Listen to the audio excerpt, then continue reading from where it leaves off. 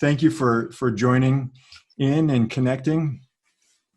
For everyone who's watching, if you want to just give a brief introduction to who you are and what it is that you do. Yeah, hi, I'm Shelly Waldman. Thank you, Sean, for having me. I am a commercial editorial photographer based in Richmond, California, and I also do business coaching and consulting for creative entrepreneurs. Excellent. And how long have you been here in the Bay, and how long have you been a photographer? So I moved to the Bay in 2001 and have been here on and off since then. We left for, I think, a total of 3 years in between '01 and now. I started my photography business as a profession in 2009, so just over the 10-year mark this year. Before then, I worked in pro sports and PR and marketing. I went from that to working in collegiate sports and intramurals.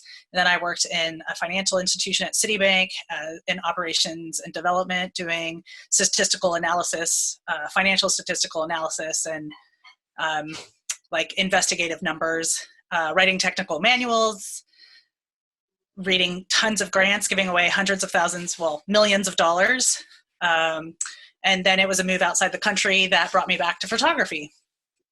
Okay. And that's an interesting thing. I imagine your background definitely helps with running your business and with the consulting side of your business as well. Yeah, so it was funny when I went to my first big convention. I went to WPPI, and I think in 2010, I met a bunch of photographers who were starting off. Maybe they were in their first or second year, and one in particular, this photographer just moved back from Japan, and he was literally couch surfing, and he's like, I have to make this work. I have to make a living. I don't know how to get my business started. And I was like, well, I can help you. And he was like, what? You understand numbers? I was like, yeah, doesn't everyone? And at the time, I didn't realize how I was this unique blend of analytical and creative, and not everybody thinks that way. So he ended up becoming my first consulting client, and that was in 2010. I started Business Juice. Okay. So Fantastic. What is the state of that business now? How are things holding up for you, considering the pandemic? well, everything's at a halt. Overall, I would say 2020 started off really slow for me anyway. And I started reaching out to people within the photography community in probably mid-January, and was like, hey, how are things for you? What is going on with you?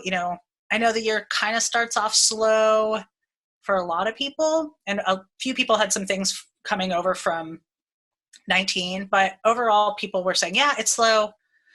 Things will pick up in February. That's usually the thing. I'm like, yeah, I know, but it just feels like unseasonably slow. I had one coaching client that I was doing custom coaching with. So it was a deep dive into her business, and that was like a 5-month contract.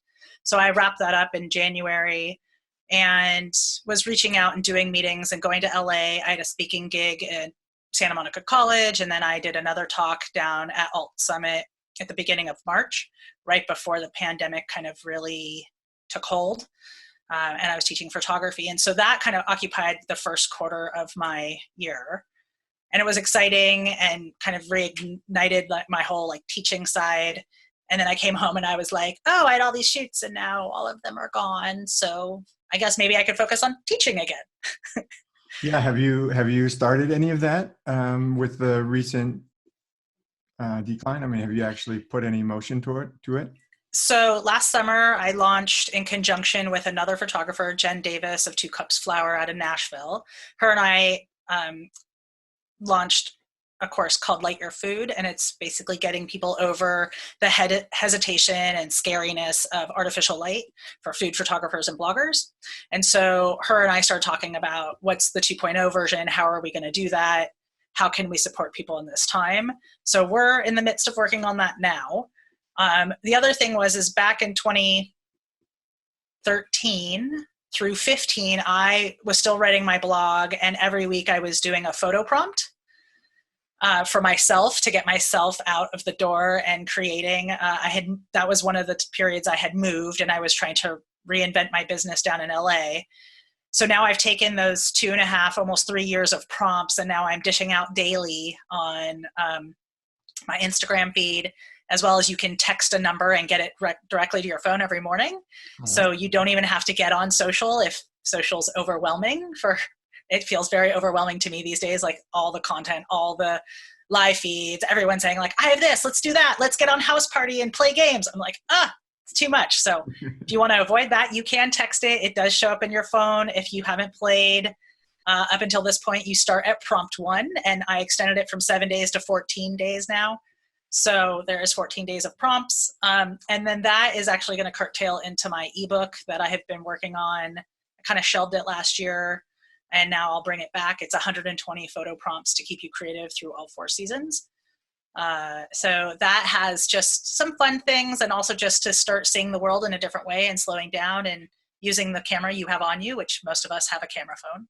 So that's the whole premise behind that. Yeah, that's fantastic, because that's one of the things that I feel some people are struggling with is obviously business as we know it has halted, but they don't necessarily know where that pivot point is. And I feel like one of the objections to starting this was like, this isn't my normal routine. This isn't what I normally do. I'm usually behind the camera, and I mean, I've directed and got to the questions, but that's a pivot point. That's something that every one of us should consider, is like, how am I going to change? If I'm going this way and that's a roadblock, how do I go this way? Right. How do you zag when everyone's zigging? Yeah. Yeah. I mean, I just started looking around and like saying, well, what do I already have? I get kind of overwhelmed with making a bunch of decisions. Like right now I'm in the midst of my idea generation at this moment is like exploding. And so I'm like, oh my God, I could do this. I could do this. I could do this. I could do this. And then like, you have to kind of do the gut check. Like, does that make you throw up a little bit when you think about doing it? Cause then you probably shouldn't do it. Right. So like I have like what I call my foodie female group, and there's 4 of us, and we're all food photographers, but we shoot and work in very different ways. One runs a very successful YouTube channel. The other is a really skilled teacher. And the other one runs a really successful blog and does recipe development. And I do more of the commercial editorial side. So when we get together, it's like, well, what are you doing? Oh, Shelly, you should start like a food blog. And I'm like, oh my God, the thought of blogging right now, it's just not something I really want to do. But the thing that excites me is stuff like Sean, like this, right? It's like this collaboration. Like I shine when I can collaborate with people. And so I found 2 writers who really love to write. And now we're starting to talk about getting this blog idea I've had for 2 years, like off the ground, because they're going to supply the written content that I don't want to do. And I can supply the photos and kind of produce it, which is the stuff I like to do. So I'm trying to find ways to kind of bring in those other people you're talking about who are kind of sitting, because a lot of people who are writers are sitting and thinking about like, how can they pivot?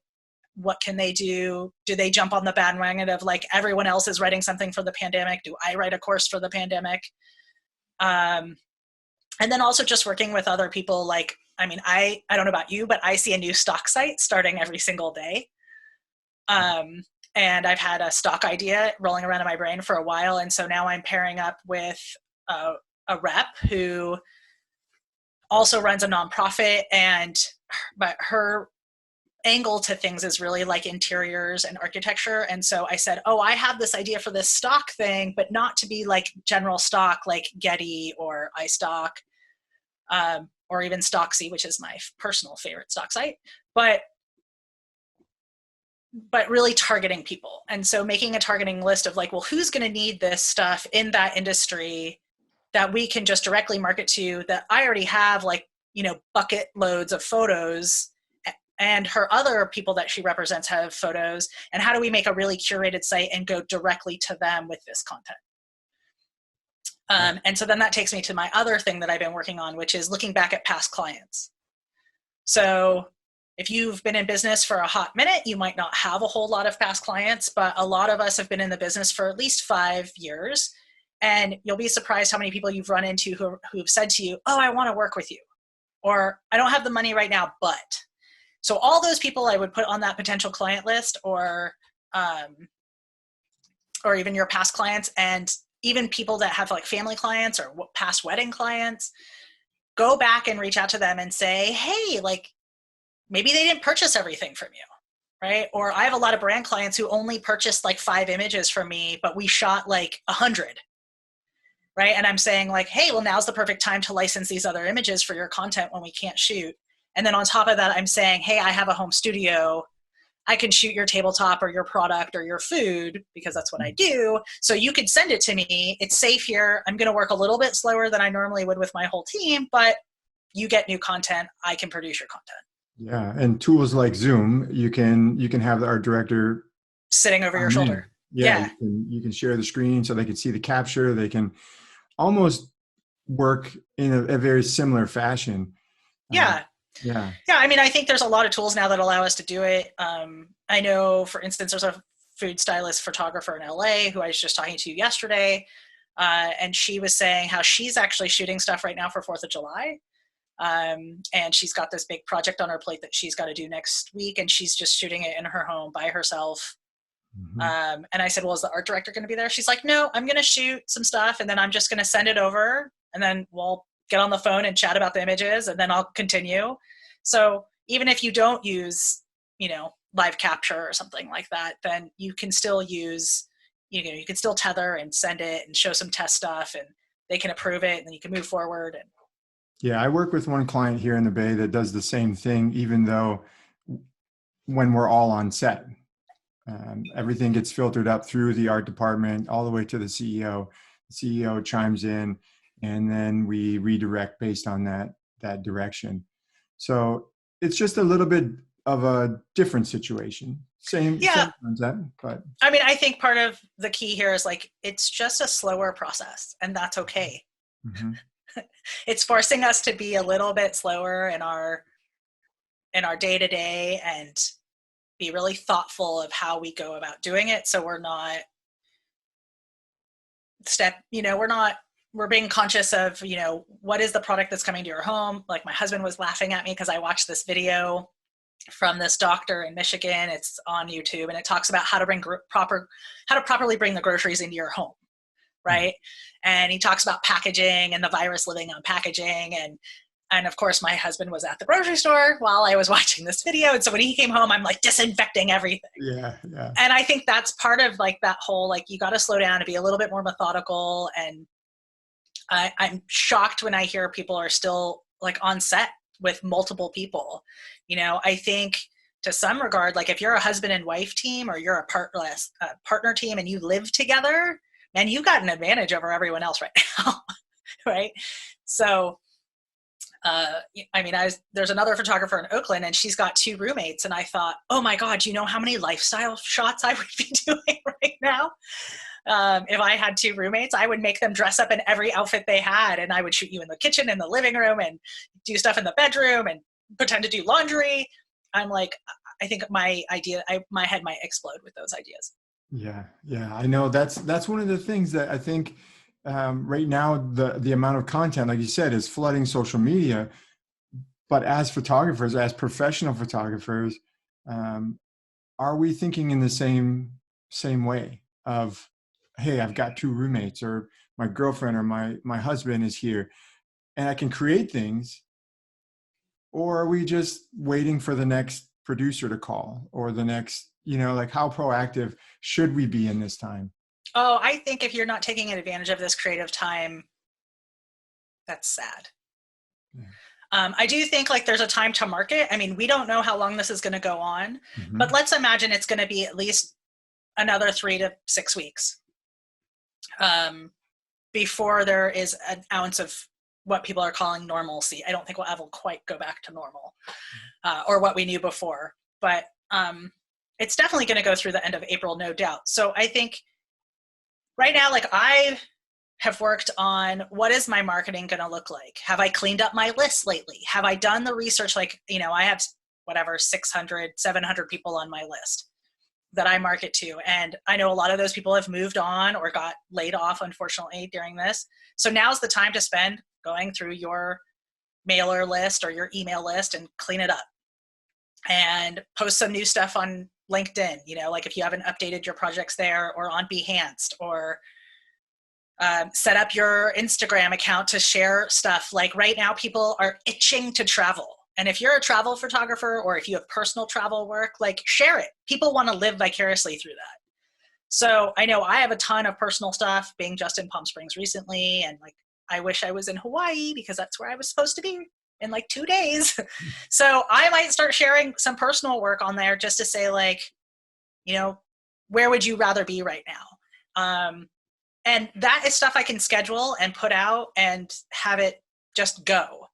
I think you could work on newsletters that are poignant. Like I was working on one about an event I did at the beginning of the month, and I felt really apprehensive about doing it because it didn't feel right, even though it was a very women-focused event on these restaurateurs, and March is supposed to be the month of the women. So I was like, well, do I send it out even though no one's getting together like this anymore? Like it feels strange. Should I put out something else like tabletop photography? Mm-hmm. But I decided yesterday, no, I'm still going to send out that e-newsletter. And then maybe a week from now or 5 days from now, I'll send out the tabletop thing. And then, I always am having a list of cool ideas. Like I got these fun stickers when I was at Alt Summit. Oh, nice. And like I'm sitting here going, oh, wouldn't it be fun to like create an image to go with these stickers? And then I could put the sticker on the image, like fun things like that, like being tactile, printing out my photos at home and creating new art from them. I don't know, like this whole notebook is filled with ideas. So, I was actually just going to ask, how do you keep track of all of these ideas? So I started bullet journaling this year. Do you know bullet journaling? I don't, but I'd love to know. Okay, so I'm going to totally forget his name, but he's this guy came up with this idea of bullet journaling. You can find him on YouTube. Mm-hmm. It's really, really basic. You can use any notebook. He has a preferred notebook, but this was a notebook that was just gifted to me, and it's a blank notebook. Mm-hmm. But the key part of bullet journaling, to me, the most effective, is to have an index. So it's like a table of contents for your notebook. Okay. And you number all your pages in the corner. And so you can use this for anything. So like, for instance, yesterday I had someone ask me, hey, I asked you for those prints. Selling old photos. Mm-hmm. I asked you for those prints. How much are they? Did you price them out for me? And I said, I did. And then I went to my index and I looked, and it says print notes, page 35. I flipped to page 35. So you're adding the index notes after you come up with the notes. So you go back. Right. Okay. So for instance, like all my Alt Summit notes start on page 36. And I'm just numbering the pages as I go. So then when I go back to my index, I could see, on page 36 is Alt Summit goals and classes. Mm-hmm. On page 43 is my Easter image notes. On page 54 is my SEO Alt Summit notes. Right? So now I'm not going, oh my God, where is that stuff in that notebook? Shelly, you just blew my mind right now. I got to tell you, bullet journaling, so cool. So he has this whole thing about people do all these beautiful bullet journals. Okay. So when I started looking it up, you had people that are like watercolor artists or pen and ink, and they do these cool things. Like you'll get to pages where you have, like, what's a good example? Like this. Okay. So I filled up, I don't know if you can see it, but I filled up like half the page, right? And I've got all this white space here. Yeah. So people will go in and they'll put doodles in there, and they'll draw, they'll sketch, and they'll put stuff in. And it's stunning, and it makes you not want to bullet journal if you're not like a fine artist, right? So I finally had to get over that I am not a fine artist. It doesn't need to be pretty. I did go out and buy myself some fun pens to use. But one of the things he talks about is like every month, let me see if I can find a month page. Every month you like if you're someone who loves to have a planner, I've gone pretty much digital with my calendar, but sometimes I like to map it all out. So you can still make your own weekly calendar. Like this is Monday, Tuesday, Wednesday, Thursday, Friday, Saturday, Sunday. Mm-hmm. You just use a ruler and a pen. Wait. What's a ruler? I know, or a straight edge. Like I could take this ad that I got for tires, and it's a straight edge, and I can make it out of a ruler. And then I'm trying to find so I have like, okay, we were talking about photo ideas. So one day I was like, oh my God, I have all these ideas. So I wrote down all my travel story ideas. And the ones that I already have, and then I can see what ideas do I want to add to it? Like, do I want to do another story in that vein, or do I want to add something? So like I already have a Venice Beach surfing story, and I have a Torrance Beach surfing story. I have hiking boys, teenage boys, and I have a mountain biking teenage boys. I have snow kids. I have a travel story about Joshua Tree, a travel story about the Oregon coast. And then I have all these wine stories all over California, Washington, and Oregon. And so if people say to me, oh, do you have imagery from, I go, oh, well, yeah, I have these travel stories. You want to see them? Mm-hmm. I started making lists. So when I get depressed, and that does happen quite often, especially when stuff like this happens, my best way to get out of my depression is to start making lists. And I start making lists of people I might want to connect with. So, I started to see a trend, especially in the work that I did, was, straight to client, no more kind of skip the ad agency.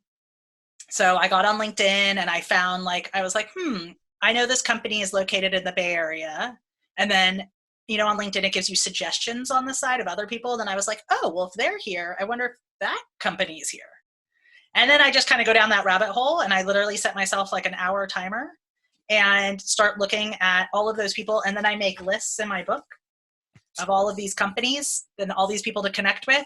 And then that becomes okay, these are the 3 people today I'm going to connect with. So tell me if I'm wrong, but you're using LinkedIn as a lead generator. Yeah. Okay. It's my number 1 favorite place to go. Okay. I got rid of all the listserv stuff. Like I don't do agency access anymore. I don't do Yodel List anymore. I've never done Bikini List or Production Paradise. I finally got to a point where I was like, what am I paying for? Most of the stuff I get on there is bad, meaning the emails just aren't good anymore because people are moving around. So I started taking lists from the places this is like my big hidden secret, but I was taking the lists from the reviewer places I was going, right? And I literally collect those lists. I print them out in case they take them offline, or places that I've already signed up to go, like Palm Springs Photo Festival shows all their reviewers, right? And then I just start going through and I start reviewing, who are they? Where are they at? What do they do? Are they a good fit for me? If they are, they end up on my research list. Once they've been researched and kind of vetted, oh, that's somebody I should add to my marketing list, I will find them on LinkedIn, and then I will find all of their friends that are, and I say friends, I mean company colleagues that are also related in that field. And then I make a list of them, and then I start connecting to them. And once they connect to me, I start following them. And then I start seeing if they follow the content that I'm posting on LinkedIn. If they are, then I'll reach out and say, hey, can I add you to my marketing list? I've tried to be much, much better to say, can I add you to my marketing list instead of just adding them to my marketing. One of the things that I appreciate about what you said earlier is that you're taking some time to think about what that messaging will be when the smoke clears, so to speak, so that we're not just bombarding people with whatever we want.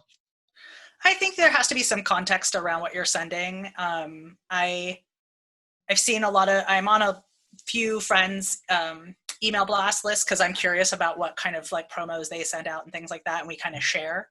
Mm-hmm. And it's interesting to me, a lot of them will not put any context to what they send out. They just send this email, and it's got, the header will say new work, and then whatever they're calling that work. And then you open it and it's beautiful imagery, but I was like, there's no context here for me. Mm-hmm. Now, maybe that doesn't matter for the other people that are receiving it. They just want to open it and see the beautiful work. And most of these people that they're marketing to know them. Mm-hmm. So I get it. But for my work, I feel like I like that when there's a little bit of a story. I like to have that paragraph of, hey, this is what it is. And it I have to learn. I hired a strategist last year to help me kind of hone my messaging because I get very caught up in telling the story Hmm. instead of talking about how I'm the best person to tell that story.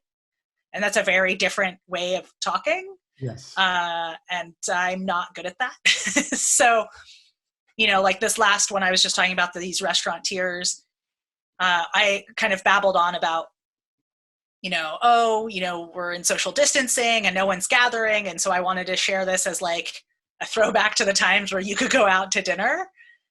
And I thought it was kind of kitschy and funny. And then I got into like why I did the project or why I took on the project. And it's an organization I've known for years. And the last 3 years I've donated to photographing one of the dinners and talking about my give back. And I sent it to 2 people to kind of review, and they both got back to me and they're like, well, it's kind of wordy and I don't really know if you need this or this or this. The key here is to show that you care and that you give back. So I literally nixed the whole first paragraph about it being about social distancing and restaurant, Hmm. even though it was kind of cheeky and fun and a nod to right now, but it wasn't needed. Like that's not the message that I need to get across. Hmm. So Um, strategy is important to you, and being aligned with your messaging. yeah, I'm trying to be better at it. I mean, I think we could always improve. I think keeping it simple, keeping it direct. The other piece of information I got back, I think this is something I hear almost every time I put a newsletter together is there's too many images. Hmm. I shoot a lot and I like to share a lot, and editing, I think anybody would say editing your own work is like the hardest thing you'll do because you get so attached. You're like, but remember that moment, this happened and this person told me this. And then the other people are just looking at it and they're like, well, I don't know the backstory. Like, it's just another food shot of mussels, Shelly. You already showed one. Get rid of that one. And I'm like, oh man, like you're killing my babies here. Yeah, yeah. So, um, so that's something that I'm trying to remind myself. Like I'm trying to step out of myself when I go to proofread stuff or when I go to relook at things. I think having a few people to share your stuff with that will give you honest feedback. It needs to be someone who understands what you're trying to do and where you're trying to go. So sending it to your mom is probably not the best idea Right. because they don't understand the work that you do or the environment that you're sending it to. So, if you have a photographer or somebody in the art world that you're in that maybe doesn't do exactly what you do, but understands the clientele you're going after so they can give you that honest feedback. And it's not hard. If you're looking for someone, you can send it to me. I'll look at it and give you my 2 cents.